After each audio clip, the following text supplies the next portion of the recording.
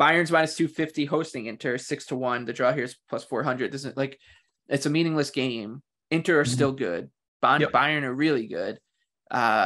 It comes down to lineups, but I think a bet on Inter here is not a terrible idea, because if let's say it's B squad versus B squad, which I would say is the most likely situation, you just never know, right? Like there's gonna be a lot of players looking to get back into shape. There's all this stuff, like, so 6-1 is worth it. And when these lineups come out, I'm assuming this price is going to come down on Inter, because unless Bayern throws us like a Jurgen Klopp style curveball where he plays everybody.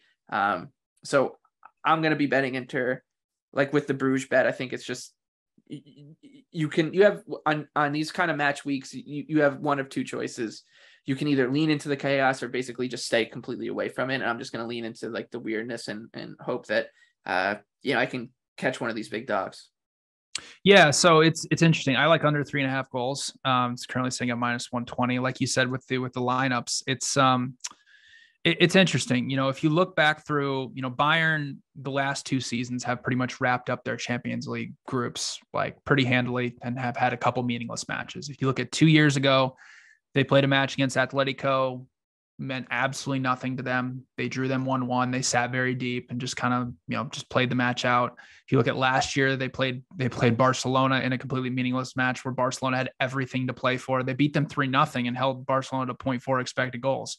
So I'm expecting Bayern, like, again, I don't really know what they're going to do with their lineups. Like, I don't know if, like, the World Cup also kind of brings in some interesting scenarios with this, because obviously Bayern has a ton of German players, and, is Hansi Flick, who formerly managed Bayern Munich, is he going to giving a call to Nagelsmann and saying like, hey, you need to rest Gnabry, like you need to rest Thomas Mueller, you need to rest Kimmich, all these guys in a completely meaningless match. And I think it would be in their best interest to do that. Like, if you look at Bayern's upcoming schedule, it's pretty easy up until the World Cup. And, Union Berlin's already going to win the Bundesliga, so they don't, they have no incentive to really try and go for it.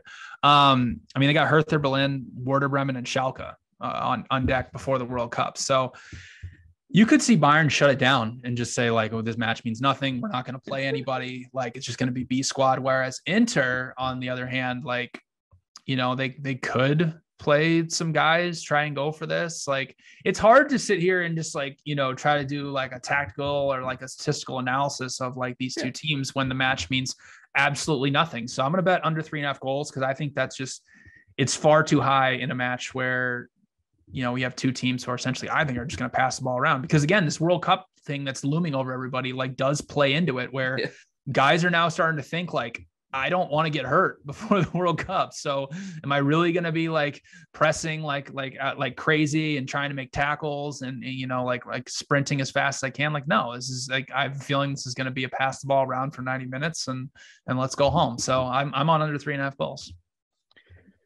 Yeah. And a lot of times we kind of dread situations like this, but I think it's, as you only get a few opportunities like this a season, and this isn't just to soccer, right? It's all sports, like week 17 in the NFL and stuff like that. Like you need to just kind of come up with your own little game plan, right, to figure out like, how's the best way to extract, like, to put myself in the best position that if this and this go happen, I come away with a big payday. Right. And I think the biggest thing, especially, this doesn't go for this match, but for every single match in the Champions League, because we do have a lot of matches that mean absolutely nothing, or one team's playing for something, one team's not.